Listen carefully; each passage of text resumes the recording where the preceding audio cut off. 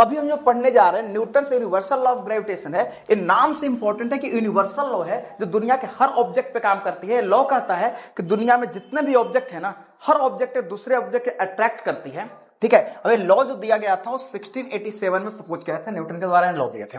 अब कैसे निकालेंगे इसको? तो इसके बीच में जो फोर्स लग रहा है डायरेक्टली प्रोपोर्शनल होगा प्रोडक्ट ऑफ देयर मास, दिख रहा होगा आपको।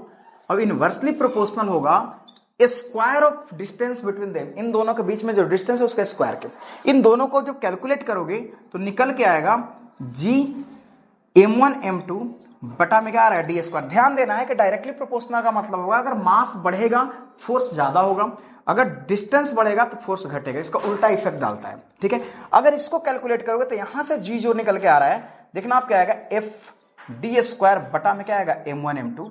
जी की जो वैल्यू होगा, क्योंकि इसको बोलते हैं, बार बार बोल रहा हूं, जी को बोलते हैं ग्रेविटेशनल कांस्टेंट, ये वैल्यू नहीं बदलेगा। 6.673 इंटू 10 के पावर -11। अब यहां से यूनिट लिख देंगे हम न्यूटन। न्यूटन के बाद मीटर स्क्वायर पर केजी स्क्वायर इसका यूनिट होगा। जरूरी है, ऑब्जेक्टिव क्वेश्चन इंपॉर्टेंट है पेपर के लिए।